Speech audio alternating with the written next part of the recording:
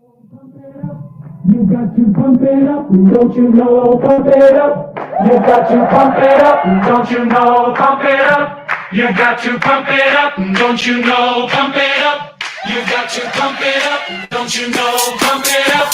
You got to pump it up, don't you know? Pump it up. You got to pump it up, don't you know? Pump it up. You got to pump it up, don't you know? Pump it up. You got to pump it up, don't you know? Pump it up. You got to pump it up, don't you know? Pump it up. You got to pump it up. Well, you know what? I know that I usually try to change up the songs beforehand, make it different. There's no reason to today. I mean, there's no reason to change it today. I don't think there's any reason to change it ever. I think Pump It Up is just going to be the official intro to the podcast here. That's the song. Gets me going, gets you going, gets everybody going. And it should be getting us going today, Trent, because Monday, talk about a huge day on the recruiting trail. There was one that was expected. We knew it was coming. The other one came as a bit of a surprise, and it came before the latest one of the day. And so I feel like it's probably pretty appropriate that we just jump right into the recruiting stuff. You put out an article about it yesterday. The news broke that it looked like Michigan was going to flip one of Notre Dame's top recruits. I think he might have been Notre Dame's top commitment at that point. Yeah. Ivan Taylor, considered one of the top safeties in the country, flipped his commitment today. He is now, at least I want to say officially, a Michigan Wolverine, but it's never official, Trent. We know this until you put pen to paper. And then even sometimes after that, it's not officially official until they're on the field. But Ivan Taylor, again, one of the top safeties in the 2025 class, is committed to the University of Michigan. He joins Kanoa Winston, who's also a top 10 safety in the 2025 class. So now you've got two of the top 10 safeties in the country committed to the University of Michigan. Trent, when you put up the article as soon as it came through yesterday about the potential of the flip, and then we saw it go through today. What does that commitment mean for Michigan's 2025 recruiting class moving forward? Yeah, I mean, you're talking about two of the top safeties in all of the 2025 cycle. I mean, that's huge. Once again, we always go back to what Sherrone Moore did hiring these coaches, and talk about Lamar Morgan. He comes over. He was a defensive coordinator, but not at a very high level. And he's already making his name known on the recruiting trail, bringing in Winston and now Taylor. And on top of that, Taylor was a Notre Dame commit who's one of Michigan's rivals. So add that just adds the sugar on top of that steal. You bring him over from Notre Dame. It's always nice to beat the rivals in that aspect. But yeah, I mean, you can't overstate how big of a win that is, adding two top safeties in the class. Yeah, there's no question. And, you don't really know how it's going to shake out in terms of where these guys are going to play positionally and what the future looks like. But, I do know that, you got Makari Page in the secondary. You got Jaden McBurrows in the secondary. You even got Zeke Berry that's getting up there a little bit, probably going to come back for another year after this season. Will Johnson is going to be gone, which is going to leave a massive void in the Michigan secondary. And so it's great to see that Michigan is loading up on the defensive side of the ball on the recruiting trail. Most of their top commitments right now in the 2025 class are on the defensive side of the ball. But after Taylor's commitment, shortly thereafter, right at 6 p.m., we get one of the top tight ends in the country, Andrew Olish, also committing to the University of Michigan. This guy I'm really excited about. I feel like it's really easy to be like, you have a big time tight end committing. It's like, is this the next Colston Loveland? Is this the next Jake Butt? But he gives me Colston Loveland vibes a little bit. The guy's the number 2 overall prospect in the state of Pennsylvania, the number 4 overall tight end in the country, according to 247 Sports. You're talking about a guy that's 6'5", 215 pounds going into his senior year. And when you read the scouting report on Olish, he's a guy that can do a little bit of everything. He's physical, he's tough, but he's also a threat in the passing game as well. It feels like that's going to be enough. I mean, you talk about losing guys, right? You're going to lose Colston Loveland to the NFL draft after this season. It's really nice to be able to bring in a guy like Andrew Olish and see what he can potentially do as a true freshman. So hell of a day on the recruiting trail for the Wolverines. Trent, anything you want to say about Olish? I mean, this is one that seemed to be trending Michigan for a while. It kind of felt like maybe it was down to Michigan, Bama, but this one felt like, I mean, if you looked at the recruiting sites, the crystal balls or the projections or whatever the hell you want to call them, they were in favor of Olish going to Michigan for a while. Yeah, I agree with you. When I watched some of his tape and I looked at the stats, what he brings to the table, the first player that popped in my mind was Colston Loveland. He's definitely that. He caught for nearly 1,000 yards last year as a junior. Entering into his senior year, you got to believe he's probably going to be right around that 1,000 mark again. But one thing that I don't think a lot of people are thinking about, and for the 2025 class, Michigan now has 2 tight ends. You have Andrew Olish, who's, I think, more of that receiving Colston Loveland type. But they also have Eli Owens, who they're kind of viewing as that Max Bredesen H-back type. He's more of a blocking tight end. Not that he can't catch the ball, but he brings that physicality to the table. He's a great blocker. And I think that's what Michigan was looking for. They wanted to get somebody to kind of fill Colston Loveland's shoes probably next season. And then you want to get that blocking tight end into the mix. And I think Michigan landed probably the top 2 players in that aspect in this class. Yeah, there's no doubt about it, man. This 2025 class is picking up. I can see it in the comment section. I waited to go live just because I wanted the rankings to be updated. We were sitting refreshing the browser, and yeah, Michigan's sitting at number 11 right now nationally with their recruiting class after the last 2 commitments. And it feels like so now Michigan's got 15 total commitments in the 2025 class. Like I said, they're loading up on defensive talent. Feels like they're going to add some more offensive firepower here in the near future. 4-star wideout, according to On3. Philip Wright is set to announce his decision on July 13th. I think he's still favored, kind of leaning Michigan's way at this point in time. So more momentum starting to pick up for the Michigan Wolverines. There was a little bit of a lull there, but I mean, dude, that's 2 big commitments to pick up here early in July, and it looks like it's going to continue through this month, which it's crazy, man, because some would lead you to believe that Michigan was dead on the recruiting trail, that Sharon Moore and his staff could not pull in talent. But don't look now. Michigan is on the verge of sneaking into the top 10. And I know we've talked about this before, and it's weird because on one side, like, you want to get highly rated recruits, right? You want to have one of the top classes in the nation. But on the other side, Michigan fans like to pride themselves on being development U. You know, you refer to guys like Chris Jenkins and Mike Sainristil, former 3-stars that came into the program and then ended up turning into superstars at the University of Michigan, being high draft picks. When you look at this class overall, give me a sense of what's the direction it's headed. How do you feel about the way that this first recruiting class is going with Sharon Moore leading the way? For as slow as it was coming along with all the changes in the coaching staff. We did a show about that, Trent, right? We asked, like, when is the time to be concerned? And now here we are in early July. So, yeah, I mean, it was a slow start. So, yeah, we're sitting at July 8th, and obviously things started picking up a week or 2 ago in the recruiting for Michigan and the 2025 class. I don't think fans could be much more happier than what's happening right now. Michigan's cracking into the top 10. There's at least 2 more receivers that I think Michigan's going to land. We're talking about a 5-star offensive tackle that Michigan's right in the mix for. Yeah. I think that honestly, I don't think fans could be much happier. Like, I get that Michigan's not landing all these 5 stars, but they're landing legit good recruits that fits the mold of what Michigan wants to do, especially the culture.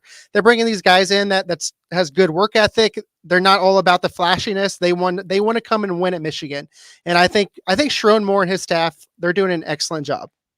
Yeah, I mean, no doubt about it. And look, I get it. Ultimately, Sharon Moore will be judged by what happens on fall Saturdays and what the record looks like and how Michigan succeeds in that way. But at this point in time, really, we have a limited sample size to go from off of Sharon Moore. We've got 4 games last year, which he looked stellar in. I know that Jim Harbaugh was still part of the mix, but Sharon Moore came in, did his job effectively, helped Michigan get the win on the road against Maryland, helped Michigan get the road on the win against Penn State, and then obviously you get the win at home against Ohio State. But then when you think about how difficult it is on the recruiting trail, particularly in today's college football, where NIL is such a big part of it, the transfer portal is such a big part of it, there's just a lot of moving pieces with how rosters look. And what Sharon Moore has been able to do this offseason with this recruiting class, I think is incredibly impressive. You lose a guy like Jim Harbaugh, that puts your program into question. But it wasn't just the loss of Jim Harbaugh. When Sharon Moore took over, it was like, well, is Steve Clinkscale going to be here or is he not? You lose Klink to Los Angeles. You lose Jesse Miller to Los Angeles. You lose your strength and conditioning coach to Los Angeles, who was like one of the biggest factors of Michigan's, I think, success over the last few seasons. And it's not like it all happened at once, right? It was piecemealed. It was piece by piece. Sharon Moore had to go back to the drawing board and say, okay, how am I going to replace this guy? How am I going to replace that guy? And all while that's happening, you've got to be effective on the recruiting trail and sell guys that they're coming into a good situation and build those relationships moving forward. And so I think Sharon Moore has done a hell of a job just given all of the moving parts and pieces. And yeah, Michigan went out and won a national championship, and you would expect that they're able to capitalize on that success on the recruiting trail, but it hasn't been easy, right? Started outside the top 50 a little more than a month ago, and then here Michigan is knocking on the door of being inside the top 10. So we'll see what that looks like as we continue to move forward. But as I say, like, recruiting is a weird thing for me. We talked about this a lot yesterday. Trent was busting my balls. We put up a couple articles, and there were two safeties that Michigan was working, to flip. Reportedly, I went after the one that opted to flip elsewhere. He went to Georgia. Trent went after the guy that flipped ultimately to Michigan. But I mean, that just goes to show that recruiting is constantly a fluid thing, and there is a long time between now and signing day. We know that NIL is a big part of everything, and so it feels good to be knocking on the door of the top 10, but it feels better to win on fall Saturdays. It feels better to win conference championships and ultimately national championships. So those are the things that get me really excited. But hey, I'm not going to be upset about Michigan doing well on the recruiting trail right now, even though it is July. Trent, anything else you want to say about what Michigan's done recruiting-wise before we move off of that topic and talk about the guys that are already in Ann Arbor? The only thing I want to add to it, I remember when I was speaking to Nathaniel Owusu-Boateng, linebacker Michigan's trying to go after. He was just telling me that the coaches, while they're coming off of a national championship, they're hungry.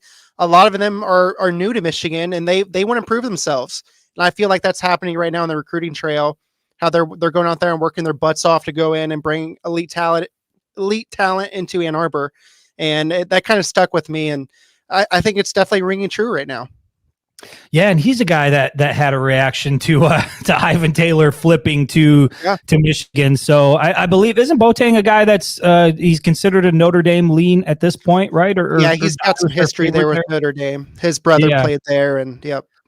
So, again, commitments flip, they change their minds, they go other way or other places, and that has other guys thinking about what they might potentially do. So, TJ said it in the comment section. It is a marathon, not a sprint. It's fun to have fun with it while it happens, but I think we've done this long enough to where you're on both sides of it, right? You gain guys, you lose guys. We'll see what happens on signing day and who actually commits to being a Wolverine. But so far, so good.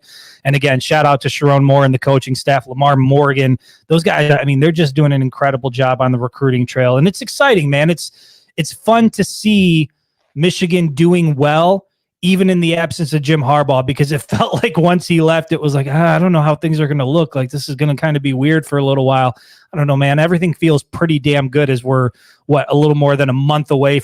Dude, Michigan football plays next month, right? It's crazy to think about. We are not far away from opening, I want to say opening day, but opening evening in the Big House, Michigan taking on Fresno State in prime time. But let's shift from recruiting to, let's talk about the guys that are already in Ann Arbor. And I said this about the recruiting thing, but dude, there were people that wanted you to believe this Michigan team was in for a rude awakening in 2024, right? You lose almost 20 guys to the NFL. You lose your head coach. You lose Connor Stallions, the guy who was the driving force of it all. They want you to believe that Michigan is going to struggle this year, but I don't know, man. I'm looking at draft projections. I'm looking at, lists that Pro Football Focus is putting out. And what I see is the Wolverines returning another stacked team in 2024. We'll see what happens after this year, because we know that Michigan's going to lose a lot more talent to the draft in 2025. But you put out a mock draft recently. We saw one from ESPN that had 3 Wolverines going in the first round. Who was the other one? The one that had all four of the guys going in the first round. Where did that one come from? That was Pro Football Network. So Pro Football Network putting out a mock draft that had 4 Wolverines going in the first round. Trent, do you know when the last time it was that Michigan had 4 guys go in the first round? I have no idea.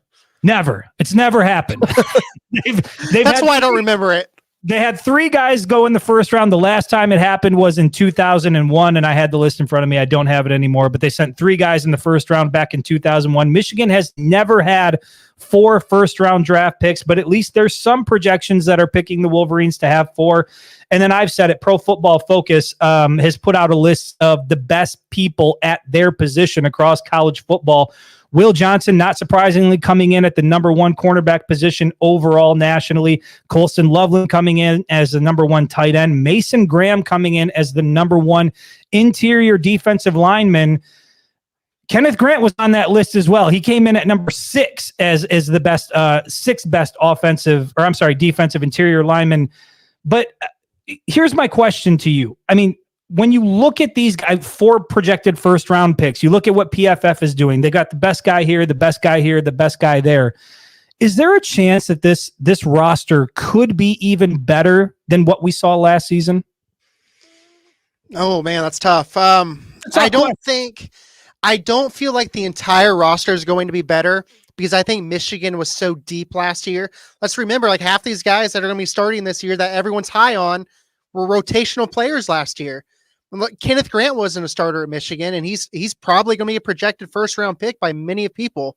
He rotated in and out with Mason Graham and Chris Jenkins, Derek Moore and Josiah Stewart. A lot of people think that that's going to be one of the best edge duos in all of college football. Once again, they didn't start last year for Michigan. They were rotational pieces. So I think the overall depth of the team is not going to be as good. But I think if you're talking about just the starters, yeah, I feel like it's hard to. It would be hard for me to not argue that it's going to be just as good as last year, if not better. Obviously, the big question mark is quarterback. You don't have JJ McCarthy anymore, but I feel like if you go down the list, almost every position is just as strong as it was last year. Yeah, I think that's a great point.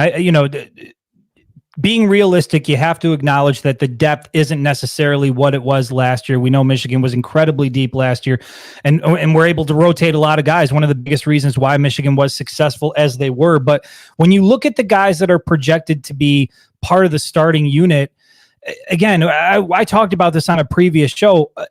You walk through position by position, and it's just hard to find a wink link at this point. Like, are there question marks? Yeah, there's question marks on the offensive line, but I don't think Michigan's starting offensive line is going to be bad. I got a lot of faith in Greg Crippen. Miles Hinton played starting reps last year.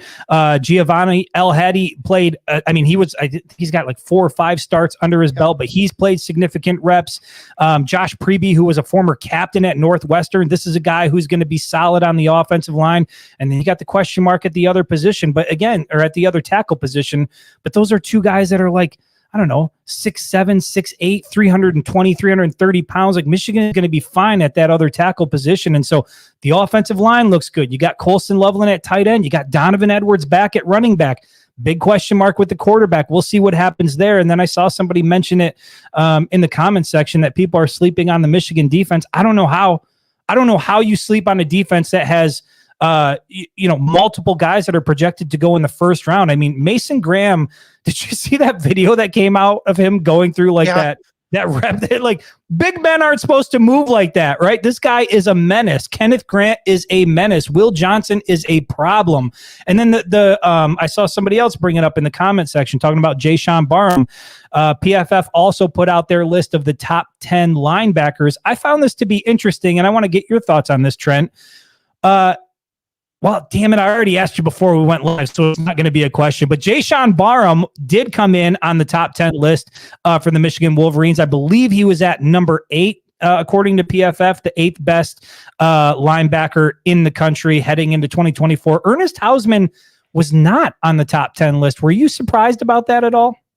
Yeah, because he played that linebacker 3 role at Michigan last season, played really well doing it too. And you talk about going back 2 years ago, he was a tackling machine in Nebraska. He was one of their leading tacklers. And so he's played a ton of football. But I'm also on that side of things where I think Jayshawn Barham, I feel like, put it this way, as a sophomore at Maryland, I think if he could have went into the NFL draft, he would have been a first 3-round draft pick. I think he's a stud. I think he's elite. I think he has great athleticism. Once again, he's a great open field tackler. So, but that just goes back to me saying that I think the starters could be just as good this year as they were last year. You're talking about 2 linebackers starting at Michigan this year, and Hausman and Barham, that I think is going to challenge almost any college football team as the top 2 linebackers. But getting back to your point, yeah, I was surprised just because of what Ernest Hausman has done in his career so far. Yeah, but you're right. It's just you look around this roster, and there were some people that believed it's a rebuild year. Michigan's headed for 7 or 8 wins this season, and Oregon getting a lot of love nationally. Ohio State, of course, getting a lot of love nationally in the Big Ten Conference. But I don't know. Is it weird to say that the reigning national champions are being slept on a little bit? I mean, do you think that's a fair assessment? Again, we are biased, right? There's a little bit of bias there. We're fans of the program. We follow it closely, obviously far more closely than we follow any other program within the Big Ten Conference. But I'm looking around at this team, and then I'm looking at, some of the projections out there and some of the predictions out there as it relates to the Big Ten Conference itself.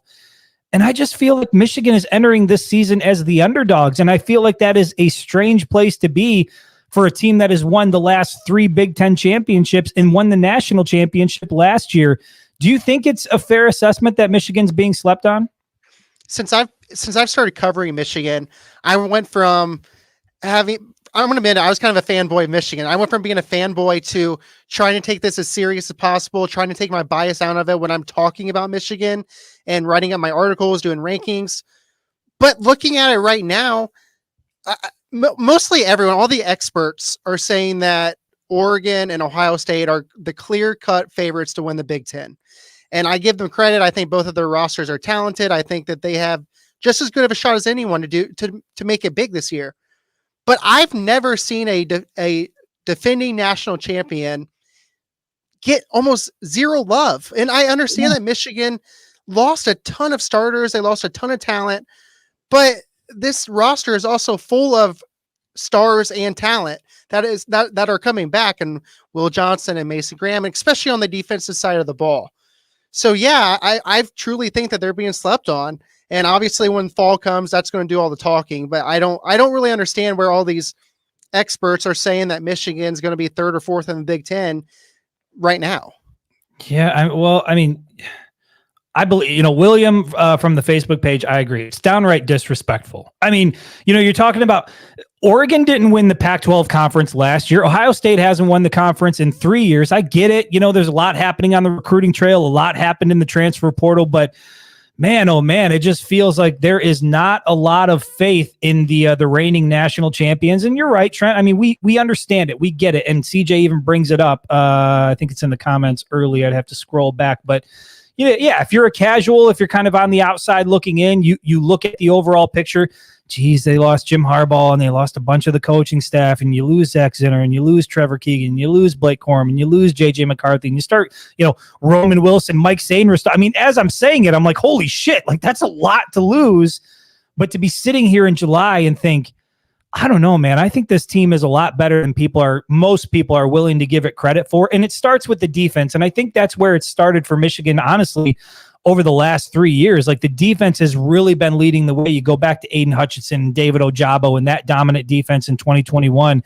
It's really started with the defense and allowed the offense to sort of just operate without being under too much pressure. I mean, Michigan won a Big Ten championship with Cade McNamara under center. They didn't have to have a big-time 5-star playmaker, either recruit or guy out of the transfer portal. Like, they were able to play their game offensively because the defense was elite. That's how they've been able to beat Ohio State over the last 3 seasons. And when I look at this roster, I know there's question marks about Alex Orji and is it going to be Jack Tuttle? Where does Davis Warren fit into the equation? I get all that.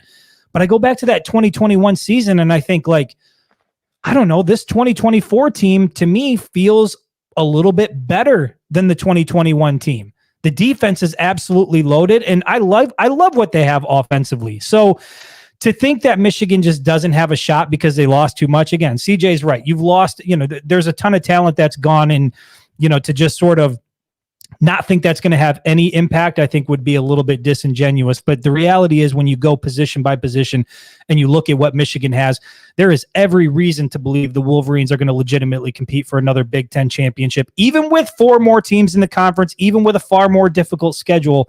Every reason to believe the Wolverines can compete for a Big Ten championship. And hell, why not, Trent? Go back and try to repeat as national champions. I think, what is it?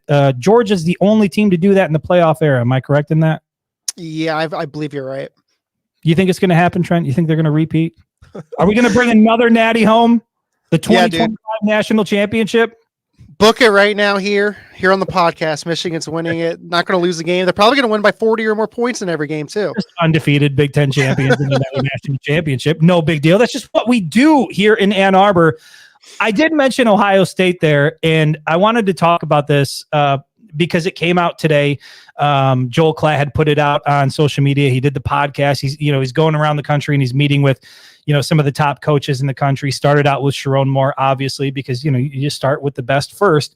And then he finally got around to getting to Columbus today and sat down with Ryan Day and talked with him about, a wide range of topics. And I just thought some of that dialogue was interesting to me, right? So inevitably, the conversation between Day and Klatt turned to Michigan, right? And Klatt sort of positioned the question like this. He said, I think that the beauty of rivalries is that, they make each other better, right? And Klatt even went as far as to say that he didn't think Michigan would reach the level of success that it reached last year if it hadn't been for that decade of ass whoopings to Ohio State. Before we get into Ryan Day's response, how much credibility do you give that belief from Klatt that it, in some ways, for as much as it sucked and for as much as we hated it, like that decade, or really, if you want to go back even further, like Klatt was being generous because he only said a decade. If we're being honest, it was 2 decades of dominance. But how much credibility do you put into that, yeah, Ohio State's continued dominance and continued whooping ass of Michigan propelled Michigan to the level of success they reached last season? I give it more credibility during the Jim Harbaugh era. I mean, he was brought to Michigan to beat Ohio State, get Michigan back into the national title games, win the Big Ten, and he didn't get it done during the first more than half of his career here at Michigan. And then finally, that 2020 season happened. They didn't play Ohio State, but there was obviously a terrible season. They chickened out. They didn't want to play the Buckeyes in 2020. They chickened out. So I give him more credibility. Tough team right here. Damn it. I give it more credibility with Jim Harbaugh because I think he realized after that 2020 season, not beating Ohio State in the previous years, something has to change. And he went out and we know what he did. He changed around his staff and he changed the culture at Michigan and started winning. So I give it more of that area than the whole 2 decades prior. Yeah, and I thought it was because I had never really thought of it that way, but when Klatt said that, I was like, that's an interesting way to think about it. And then he continued. So with that in mind, he was like, I think rivalries push each other to get better. And I think Michigan reached a certain level of success because they were routinely losing to Ohio State. And I'm paraphrasing the question, but Klatt was like, given Michigan's success, and then you go out, you watch your rival win a national championship, it feels like there's more juice around here. There's, I don't know what exact word he used, but he asked Ryan Day, like, how much has Michigan's recent success had an impact on the way you're approaching this upcoming season? And Ryan Day's response right out of the gate was, well, I don't think there's any sort of difference. There's not more or less motivation going into the season. And I thought that was like a weird way to come out of the gate, because I felt like it was a missed moment for Ryan Day. And I said this on social media earlier. I'll never forget that Big Ten media days heading into the 2021 season where Jim Harbaugh went to the podium. Jim Harbaugh, by the way, who's not a guy that likes to give odd sound bites, right? He likes to use analogies and things like that, but he's really not trying to like give you too much substance to work with. When he went to the podium heading into the 2021 season and he gave it that we're going to do it or die trying quote, I feel like that set the tone for everything that has happened since then. I'm not saying that changed the mentality within the team, but I think it set the tone for who and what Michigan was set to become. And I felt like that was Ryan Day's moment to just have a moment of honesty, right? There is not a chance in hell that the last 3 seasons and that watching Michigan win 3 consecutive Big Ten championships and go out and win a national championship this last season hasn't changed Ryan Day's level of motivation. I just found that to be ridiculous. Do you agree? Do you think that's accurate? Or do you think Ryan Day just has the same level of motivation today that he had 3 years ago when it comes to Michigan? As much as people like to talk badly about Ryan Day, he is a good coach and he's not stupid. Like, he knows he can't continue to lose to Michigan. So no, I don't buy that, because I fully believe that he also, in the back of his mind, he knows if he loses to Michigan this year, he's probably in trouble. He's heard the noise. He knows what people are saying about him. He knows that his own fan base wants him out of there if he can't beat Michigan. Like, he knows that. He's not a complete idiot. So yeah, I don't buy that whatsoever.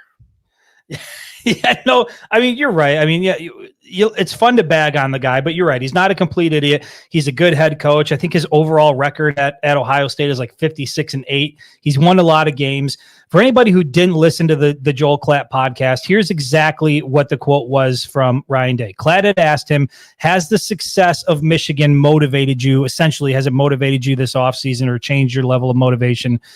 Ryan Day said, quote, I don't think that any year you're any more or less motivated. I think every year, every team is a little bit different, but to say that these games haven't stung, I mean, of course they have. Those are bad weeks in Columbus when you don't win that game. So whether it's the guys who decided to come back, whether it's about being strong, about making strong decisions in those moments, I can say that you've got to figure out what needs to be fixed and win the game. That's the bottom line, and that's what we did. So in one sense, he's acknowledging that the losses did sting, right? And that, they've had to go back to the drawing board and fix some things. And he's saying, hey, we fixed it. And the way that Ohio State fixed it was you reach into the bag, you utilize NIL, and you go to the transfer portal and you pay for big time recruits. And on paper, Ohio State has built a roster that looks like it should be favored to win a national championship. But if we've learned anything over the last 3 years, it's that championships are not won on paper. And Ohio State, I would argue, maybe with the exception of last year, but certainly the previous 2 years, 2022 and 2021, I would argue that Ohio State on paper had a more talented roster than Michigan. It hasn't been a talent issue for Ohio State. It has been a toughness issue. It has been a mentality issue. And to hear Ryan Day say that, I don't think the level of motivation changes or, it doesn't go up. You're not more or less motivated. My internal bullshit meter was going off. And I'm like, there's no way. Like, you have to understand going into this year, this game shifts back to Columbus. And the last time you played Michigan in your own building, you lost by 22 points. And Michigan planted the Block M flag at the 50. You've watched Michigan win 3 Big Ten championships. You've watched Michigan win a national championship. You are a very successful head coach, and you're going into the 2024 season potentially coaching for your job in one game. Now, if he loses that game and goes on to win a national championship, which I've actually seen some Ohio State fans talk about, like, this is the shitty part about the expanded playoff and like how things work now in the Big Ten without the divisions. I've seen some say that, like, yeah, we'd like to win that last game, but really it's about winning a national championship. Like, the game doesn't have as much as importance as it once did. But I'll tell you what, and I think we've probably talked about this on every single show we've done, Trent, since we started. If Ryan Day does not win, if he does not beat Michigan in his own building, and you take all the circumstances surrounding the game into account, right? All the turnover Michigan has had, all the success Ohio State has had during this offseason. If the Wolverines go into Columbus and beat Ohio State again, yes, I mean, they're not going to fire him after winning a national championship. I think that will be the only thing that saves Ryan Day. Yeah. Yeah. I mean, he obviously could get to the national championship, have a close game and lose. And okay, let me ask you a scenario. What if that happens? What if they lose to Michigan again? Ryan Day gets the Buckeyes to the national championship, but they lose that game as well. Is Ryan Day out? I think Ryan Day, if they lose to Michigan, he's got to get them to the national championship game. I don't think he's got to. I don't think he's got to win the game to not get fired. I mean, I think that he would still be on the hot seat the following season because he lost to Michigan for 4 years in a row. But I think he would still be coaching at Ohio State. But again, if he loses to Michigan, doesn't do anything in the playoff, assuming they get there, I think he's gone. I think he has to beat Michigan this year. Yeah, I mean, losing 4 straight against Michigan. Especially when you have the roster that you have at Ohio State. I mean, yeah, they're recruiting as good as anybody. They're landing all kinds of 5 stars. They went out to the transfer portal, loaded up.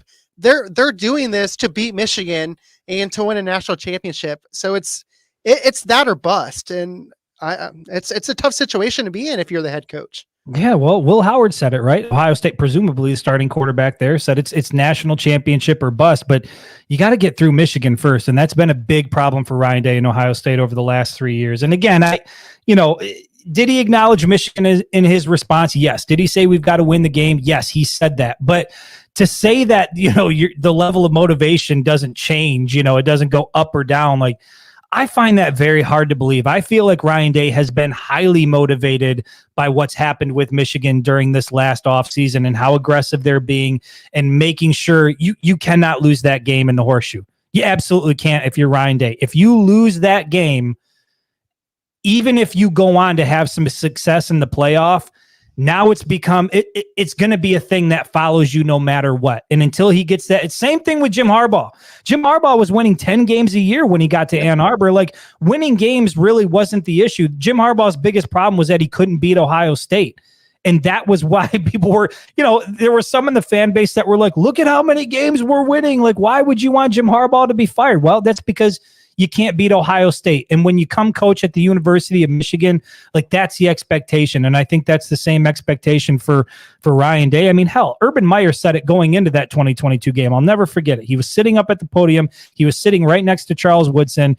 And he said, like, it's not just a day down here in Columbus. This is a way of life. This game is a way of life. And then the Buckeyes went out and lost by 22 and had the block M flag on their 50-yard line. So again, like, you can't lose 4 straight if you're Ryan Day. You got to get the job done. And if what's happened over the last 3 seasons hasn't changed your level of motivation, I don't know what to tell you. If I was an Ohio State fan, which thank God I'm not, but if I was, I wouldn't be all that thrilled with that response. Like, I would hope you'd be a little more motivated in 2024 to get it done. I do want to ask you this, staying on that same point, because I've thought about this quite a bit over the last few days. And I know I had positioned it to you, at least in the context of what this game means for both programs heading, in the 2024 season. Ryan Day, as we've acknowledged, has done really, really good in the transfer portal, done really, really well on the recruiting trail, and had a lot of veteran guys come back.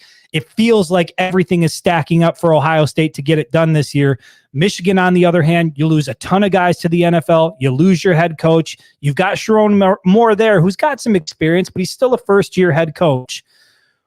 When you look at Michigan's success against Ohio State over the last 3 years, you got 2021, 22, and 23 in there.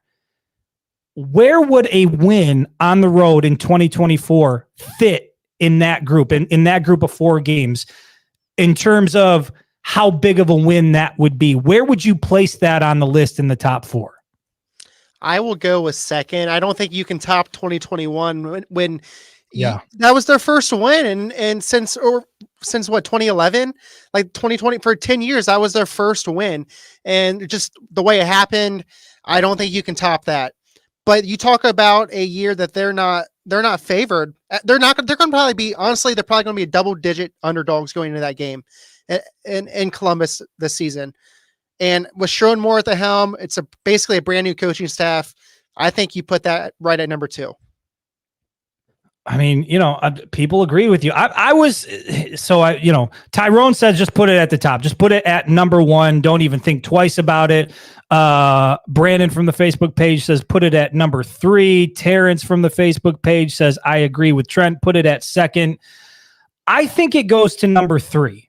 I think you're right when it comes to number 1. That 2021 game, it's going to be hard to top that because that really was the change in direction for the rivalry. And everything that surrounded it, the snow falling, Aiden Hutchinson, I mean, like that game, I mean, that was when, as magical as the Rose Bowl win over Alabama was for me. Like that was one of the greatest games I've ever seen. The celebration afterwards and what it meant for Michigan moving forward.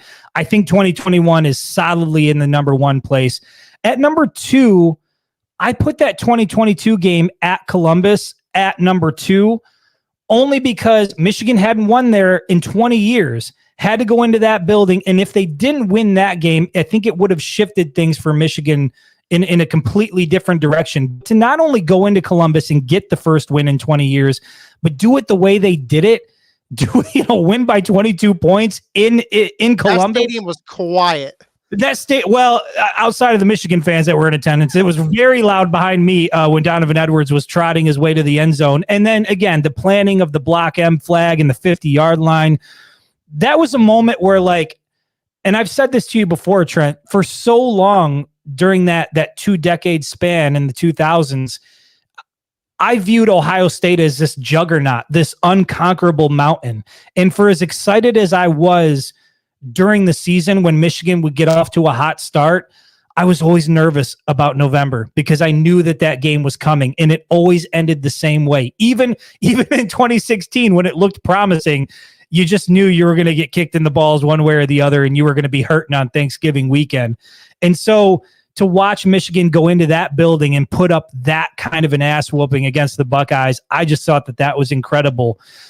2023, like, I expected Michigan to win, right? We all believed Michigan. That's when that focus shifted. Like you weren't expecting Michigan to win. I mean, maybe you predicted, because I predicted Michigan to win 21 and 22 as well. But like, I feel like the fan base in general, it's like, well, we've seen this story before. Michigan's good, but Ohio State's going to find a way to win. But you're talking about last year, everyone's like, Michigan's going to win the game. It's at Michigan. They're undefeated. It feels like this is the year that they're going to do it.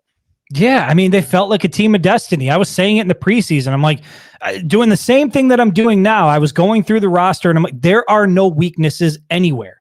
And you had J.J. McCarthy, and you had Blake Corum, and you had that offensive line and all the experience on both sides of the ball. It felt like a team of destiny. And then, of course, that they go out and go 15-0, beat Ohio State, win the Big Ten championship, beat Alabama in the Rose Bowl, win a national championship.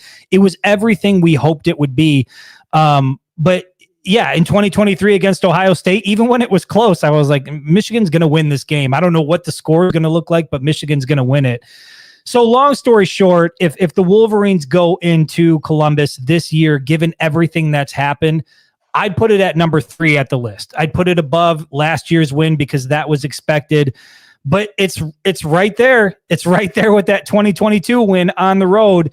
And, for it to be Sharon Moore's first year as head coach, again, you have all the offseason turnover. You've got all the talking heads favoring Ohio State. You have all the momentum with Ohio State in terms of recruiting and what they've done in the transfer portal. It's the Buckeyes this, the Buckeyes that. The Buckeyes are going to do. If Michigan goes in there, man, that would be pretty special. But still falls number 3 on my list. So Trent's got it at number 2.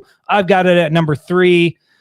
Either way, man, it needs to happen. I just want to see what happens to the Ohio State fan base. That's my biggest, yes, I want to see Michigan win and everything that comes along with winning that game and what it could set them up for. But I really want to see what happens to that fan base if they go ahead and lose a 4th, because I'm just interested at this point. I just want to see. I feel like there's no shortage of excuses. Would there be riots? Would there be riots on side of the shoe if they would lose to Michigan this year? They're going to have to take Ryan Day out in a helicopter. You're just going to see him fly out. And then the one in the helicopter is going to boot him out over a field somewhere. All right. So we are at 43 minutes. Trent, let's close it out with a list that you put out recently. Trent, I don't know if you guys haven't been following, you need to follow. Obviously on the Sports Illustrated site, I've been putting them out on the Winged Helmet social media page. But Trent has been going through the Big Ten and putting together various lists. He did his list where he ranked the Big Ten head coaches heading into 2024, which drew some criticism, having Sharon Moore at number 8, a guy who has never really never really been a head coach. But did you guys see? So I was getting killed in these comments over here. Did everybody see the CBS Sports Big Ten rankings? Probably not. But Sherrod Moore was like 15th, and I had him at number 8. So I should get some respect. Yeah, well, see that you're never going to win, right? Some people think you're going to have them too high. Some people think you got them too low. Like, you're never going to win, Trent. With that being said, let's figure out where you ranked the Big Ten quarterbacks. We got 18 quarterbacks, 18 projected starting quarterbacks heading into 2024. Trent went through and ranked all of them 1 through 18 in the Big Ten Conference. Trent, I'm going to flip it over to you. Let's get it started with who's the worst quarterback in the Big Ten Conference heading into the season? The worst projected starting quarterback in the Big Ten would be Mr. Mike Wright from Northwestern. He did not play last year because he transferred from Vanderbilt, and Northwestern lost Brendan Sullivan, who was their starting quarterback, to Iowa. So we're going to put Mr. Mike Wright right there. Never heard of him. Let's move on to number 17. That guy doesn't matter. Number 17, we're going with Maryland. This is the only one I have a 2 QB. I'm not real sure who's going to start. I have Billy Edwards and MJ Morris. MJ Morris came over from NC State. Billy Edwards was behind Talia Tagovailoa for the last couple of seasons.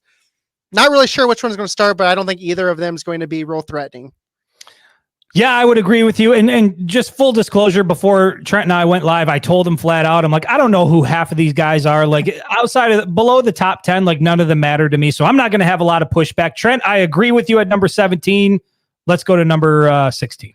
I'm glad you're agreeing with me so far. All right. Number 16, we're going with right here. Number 16, we're going with Curtis Rourke from Indiana. Kurt Cignetti, the new head coach, he brought in a ton of transfers. One being Kurt Cignetti. Cignetti, Yeah. that's right. We talked about him before. Okay. He brought in Curtis Rourke from Ohio. He was actually the MAC Player of the Year in 2022.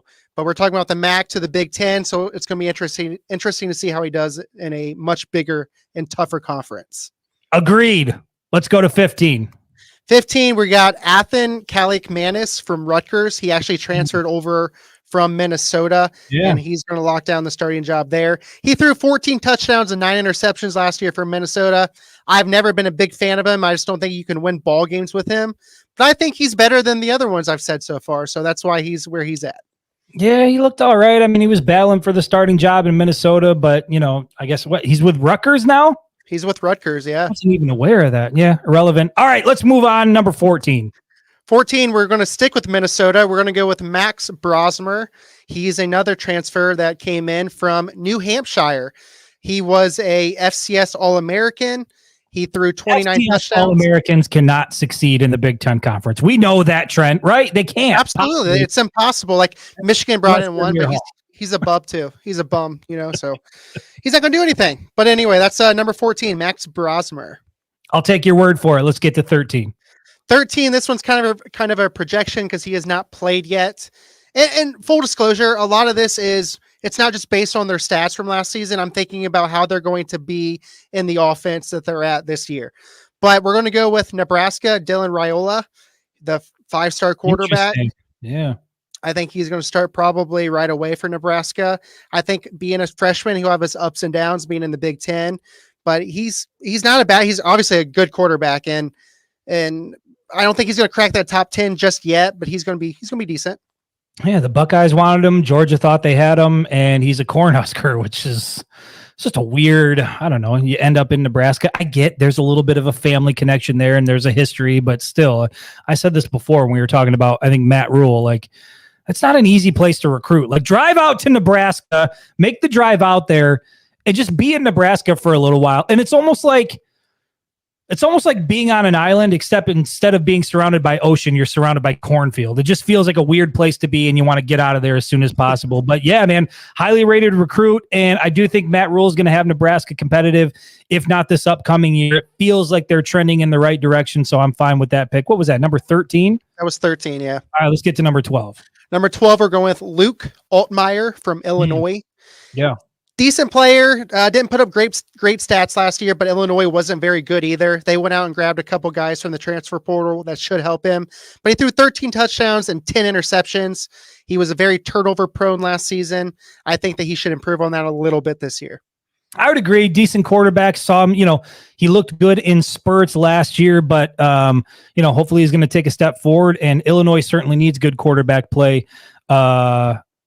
Not a lot to say about him though. Let's move on. I'm eager for the top 10. Let's get to number 11. We can get to number 11 because you'll probably have something to say about this one. Oh boy, number 11. Don't you dare, Trent. Don't you dare. Former Michigan quarterback Cade McNamara. Okay. All right. Yeah, that's fine. I mean, you got to have some respect for Cade McNamara, the guy. He could sling the rock a little bit, but we've talked about Cade on the show before. I think he's a really great game manager. If he can stay healthy, certainly Iowa will be better off for it. So we'll see what he looks like this season, but I have no problem of Cade McNamara being just outside of the top 10. CJ Frazier, look at this. Oh, you knew it was coming. CJ Frazier says, wow, Cade at 11, Matt Kirby will have no disrespect for Cade McNamara. I don't know. I think 11 is a pretty fair spot for him.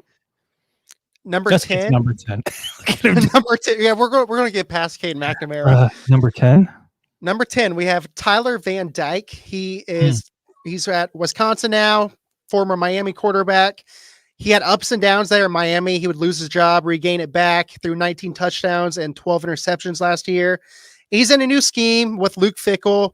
Fickell, as I touched on last week, I think Fickell is a top 5 Big Ten coach, and I think he should get Van Dyke playing more to his potential this season. Yeah, there's no doubt. I like the pick, but we'll have to see what he looks like in the Big Ten. So I'm fine with him at number 10, just ahead of Cade McNamara. Who you got at number 9? All right, here we go. Chris, you ready? Number 9 is Michigan quarterback Alex Orji. Look, dude, he's thrown one career pass. Yourself.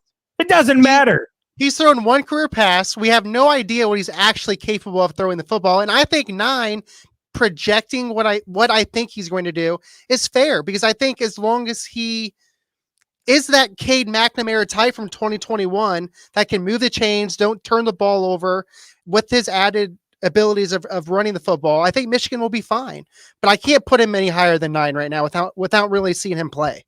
Yeah, that's a fair spot. I mean, as much as I'm a believer in him and what he's going to be able to do this season, you're right. The reality is he's thrown one pass in his entire collegiate career. We've seen what he can do as a runner. I think I saw his ratings came out. EA gave him like a 93 speed rating. So they're pretty high on Alex Orji as a runner. We know that he's effective in that capacity, but the biggest question with Alex is, can he move the ball down the field through the air consistently? Can he protect the ball? And can he do basically what was asked of Cade McNamara in 2021? Make plays when you need to make them. Don't turn the ball over too much. Play your role well. If he can do that, dude, the potential for Michigan's 2024 season goes up considerably. If they can get stable play from the quarterback, good, solid play, don't need him to be a superstar, don't need to go out and throw 450 yards and 5 touchdowns a game, although I wouldn't mind seeing it. Don't need it. They just need him to play consistently and play well. And if he can do that, Michigan is going to be a very, very dangerous team in 2024. I'm reluctantly okay with him at number 9, but I got to see who you have ahead of him. Who's at number 8? You've probably never heard of this guy. Number 8 is Ethan Garbers from UCLA. Who the hell is that? He was in a timeshare last year with Dante Moore, but he was very efficient. He wasn't playing in a national championship, I can tell you that. He threw for 1,136 yards, completing 67% of his passes, 11 touchdowns and 3 interceptions. And again, he was in that timeshare with Dante Moore, but he's the number 1 quarterback on the roster, and I look for him to have a decent year this year. I'm reluctantly okay with it. I'll have to take your word for it. You know what? Before we end the show, I want to maybe we'll end it with this question from David, because I think this is a good question. We were talking about the different position groups. Maybe we'll end on this one. So remind me to come back to that one. Let's get to number 7. 7. I'm going to let you talk about number 7, because I know that you're not a big you're not going to agree with this. Number 7, I have Aiden Childs from Michigan State. He was a true freshman last season under Jonathan Smith, comes over with him to Michigan State. And I was trying to compare him and Alex Orji. I've seen more from Aiden Childs right now than what I've seen from Alex Orji, which is why he has a number 7, that added bump to his ranking. But go ahead, Chris. What do you have to say about it? Everybody's going to have haters. Everybody's gonna have haters. Yeah, maybe I'm a hater. I'm just not a big fan. Look, I get it. He, decent quarterback at Oregon State out there in the Pac-12. Like, I understand. Maybe I'm judging him unfairly. Just, I don't even know how. I don't even think it's fair to get into it. There's certain things that I saw and experienced that lead me to believe I don't think he's going to be as good as some people think he's going to be as the starting quarterback. Maybe I'm wrong. Maybe I'll be, middle of the season, I'll be eating my words, but I am not all that high on Aiden Childs. I would put him. You got Alex Orji at number 9, just based on the unknowns. I probably would have had Aiden Childs at number 8 right there, with Orji passing him up by a mile as the season goes on. But again, a lot of these guys have to prove it, make it happen on the field. So we'll see. So reluctantly, Trent, I mean, if that's where you've got him, that's where you've got him. I wouldn't have put him there, but it's your list, not mine, Trent. Who do you got at number 6? Number 6, we have Hudson Card from Purdue. He threw for nearly 2,400 yards last season. He ran for 5 touchdowns. Purdue wasn't very good, but he's under Graham Harrell as the offensive coordinator there. They're trying to throw the ball more. And I think overall, Hudson Card did a good job coming in from Texas. I was going to say, former Texas guy. He's a veteran guy. He's been around for a while. Yeah, that seems like a solid place for him. CJ, I'm not sure what the question is here. Would I take Aiden Childs over Alex Orji? No, absolutely not. 100% I would not. We'll just leave it at that. We'll just leave it at that. No. Number 5, I have Miller Moss from USC. The way he played in that bowl game, threw for 5 touchdowns, and starting for Caleb Williams, who did not play. USC always has a good quarterback, especially with Lincoln Riley there at head coach. It's just going to be a matter of time until Miller Moss is probably that next really good quarterback there. So I have him at number 5. I agree. Looked real solid in the bowl game, and I think USC is going to be. I think I don't think they're like a legitimate threat to win the Big Ten championship, but I also don't think they're going to be this team that's just, you can go in and you can roll them over week in and week out. I think that they're going to be a formidable opponent. So we'll see what that looks like on fall Saturdays, but I'm fine at that spot. Number 4, I've got Will Rogers, who's now going to be the quarterback for Washington. He has 29 single game season and career records at Mississippi State. The dude can absolutely air the ball out. He's playing for Jed Fish, who had a great offense at Arizona last year. I look for him to keep it going over there at Washington. Yeah, he's got a lot of swag. He's got I'm not saying he's talent-wise he's got it, but he's got a little Johnny Manziel feel about him. He put his picture out on social media. He was rocking 15 gold and silver diamond studded chains. You know what I mean? Like, this guy he's ready to ball out at Washington. And yeah, I think him with Jed Fish, it could be a deadly combination. Michigan's got to go out on the road in Seattle and face that offense. So keeping an eye on him is going to be interesting, because you're right. You said it was 29 records he's got at Mississippi 29, State. yeah.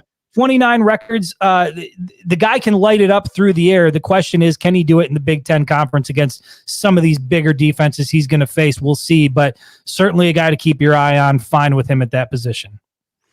Number 3, I'm going with Will Howard from Ohio State. He was a starting quarterback at Kansas State. He put up good stats there. As much as we don't want to talk about Ohio State, almost every year has a good quarterback. Kyle McCord was not bad last season. They just didn't beat Michigan with him. Tell that to Buckeye fans. I know. They think he was the worst thing in the whole world, but he wasn't. And I look for, and I think that Will Howard's a better quarterback than Kyle McCord. So I look for him to be successful once again at Ohio State.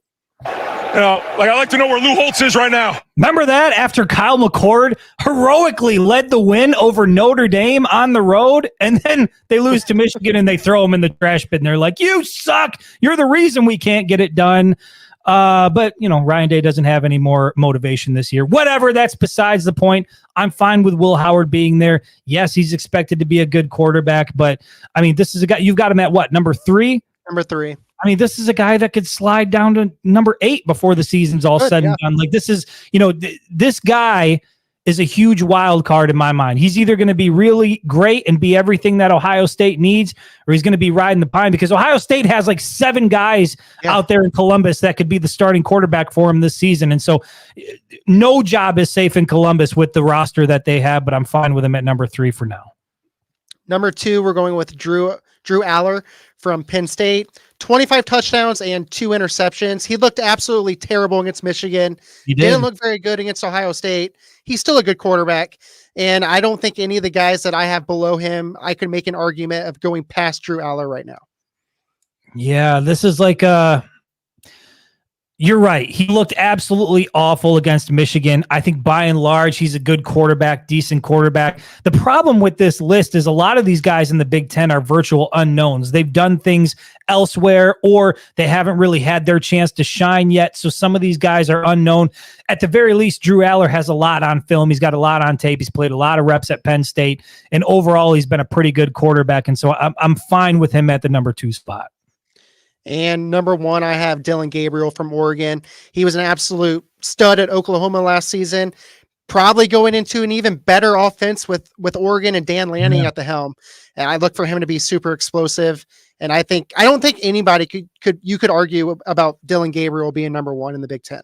Yeah, I mean, he was in the Heisman race for a little while last season, I believe, and he's out there in Eugene, and he's got Dante Moore behind him, so he's going to have to play well if he wants to keep the starting job. But yeah, I mean, again, it's another guy who's coming into a new conference, new team, looked decent at Oklahoma, but they're going to have to prove it again in the new look Big Ten. And so I think you did okay with the list, Trent. I'm not pushing better than the head coach one. Yeah. No, I think they're about on the same level, right? Okay. You got Aiden Childs a little bit higher than where I think he needs to be, but overall, I think you've got these guys properly placed. And what that list says to me is there is a ton of intrigue heading into the Big Ten conference season this year. Like, a lot of these guys were thinking they're going to be something, but they've got to go out and prove it. And it's just, dude, this is, I hate it in a lot of ways, but I got to be honest, like, I am very intrigued to see Oregon in the big house. You know what I mean? I don't think Oregon is a Big Ten team at all. And I don't think Oregon will ever be a Big Ten team. The same way I don't think Maryland is a Big Ten team or Rutgers is a Big Ten team. USC to me is not a Big Ten team. These programs just don't scream Big Ten, but this is what it is. We're here now. And the opportunity to see USC and Oregon and go out to Washington and with all the talent in this conference, man, it's just going to be a fun and wild ride to see how this plays out, because either Michigan's going to go out and take care of business and it's going to be an incredible ride, or that's not going to happen. And we're going to have to sort of regroup and figure out where Michigan fits in the hierarchy of this new Big Ten. But man, I'm super excited about it. Yeah. You talk about Oregon and USC, both who've had high flying, just throw the ball for 400 yards a game type of offenses. They're going to be coming to Ann Arbor this season, going against arguably the top defense in all of football, top 5, if not. And it's going to be interesting to see those two sides clash on game day. Yeah, Matt Kirby gives you a C+ on your list, which is, I mean, hey, that's passing, right? That'll get you a degree. Right. That'll get you a degree. So there's nothing wrong with C. C's and D's get degrees. At least that's what I heard. I dropped out of college, so I'm not really sure. Just speaking of, before we get out of here, and we'll get to David's question before we get out, but it's funny because we were talking about the Big Ten conference there. I actually maybe we'll save this. We'll save this for the next show, because I made up a list of the current Big Ten, the way it looks now, and the 6 teams that I would kick out right now. If I was if I had the power to do it, there are 6 teams in the Big Ten conference I would kick out now, and I've got 6 teams that I would replace them with. So let's save that for the next show, because I think that'll be an interesting talking point. These are teams that just feel like they're Big Ten teams in their DNA. Feels like they belong in the conference. Some of them have gone elsewhere. Some of them have stayed put. But I think that we could restructure the Big Ten to have it feel a little like, again, Oregon to me doesn't feel Big Ten. USC doesn't feel Big Ten. UCLA, I know the Rose Bowl's out there and we all love that, but UCLA is not a Big Ten program to me. Same thing with Maryland and Rutgers. So I'm basically giving away my list right now. But I was going to say, you're telling us exactly what it is. We'll talk about that on the next show. Let me get back to David's comment. What was it he asked? Where is the let me go all the way back up here. Yeah, you're gonna have to do some scrolling. I guess this is the shitty part about having a lot of comments, which I appreciate. You guys have been highly active in the comment section. Yeah. Definitely appreciate it. We'll end it here. David from the Facebook page, his question is, where is the biggest flawed position group on Michigan's roster right now. Trent, I'm going to pass it over to you and let you lead. Where do you think the biggest flaw? Flaw might be a harsh word. I don't know that we know enough for a flaw, question mark, but flaw, concern, question mark. Where is it at for you? Well, I guess I'm going to give the boring answer because I'm going to say quarterback. You lose JJ McCarthy. The projected starting quarterback has thrown one career college pass. We know he can run the ball, but we don't know exactly what he can do through the air and in live game action against other colleges. So it's got to be quarterback because when you go down the roster and you look at the depth chart, running back's fine, receivers fine, tight end's fine, offensive line's fine, defense is stacked. We don't have to talk about the defense. So it's got to be the quarterback. Yeah, I mean, I'll second the boring answer. It's the quarterback. You could make an argument. You talk about the corner position opposite Will Johnson, but Michigan went out and did a hell of a job in the transfer portal. They got some veteran guys in. I think they're going to be fine over there. To me, this, when I look at position groups, top to bottom, every single guy that's competing for the starting job in Ann Arbor right now at the quarterback position is a virtual unknown. Even Jack Tuttle, with all the experience he has never been a guy that's been able to solidify himself as the top quarterback. I mean, he spent a lot of time at Indiana. I believe he was a team captain out there for at least one season. But numbers-wise, it didn't jump off the stat sheet, wasn't overly impressive. He looked pretty damn good in spurts with Michigan until he got injured, but I think last year he was like 15 of 17 through the air, so efficient when he was on the field. But, again, that's in mop-up time, and, you're not playing in the big-time games and in the big-time moments. So even with a seventh-year guy like Jack Tuttle, which is weird after 7 years, you still really don't know what you have with him, but you don't. Right. And he's got the most experience of the bunch. And then you go to Alex Orji. We've talked about him. One career pass throughout his first 2 seasons. Davis Warren, looks good in the spring games. The numbers don't look all that great when he's able to get in the games on fall Saturdays. But, how much can you really judge from that? And then you got Jaden Denigal, who, again, is a virtual unknown. I think he's thrown 4 or 5 career passes. And then Jaden Davis, obviously the true freshman, doesn't seem likely at all that he's going to be competing for the starting job. But to answer David's question, I wouldn't call it a flaw, but certainly when you look at position groups, the quarterback position group, top to bottom, you're not really sure what you have in any of these guys. And so they're going to have to get a lot figured out during fall camp. And then you don't have a lot of time before Texas comes to Ann Arbor in week 2. And so you got that Fresno State game in prime time to open up the season on August 31st. And you better make sure at the end of that game, you know exactly who your quarterback is and what you can get out of him, because Texas is going to come to Ann Arbor. This is a team that's favored to make a run in the college football playoff and play for a national championship. We talk about, even within the Big Ten, some of these incredible matchups do we get Texas week 2?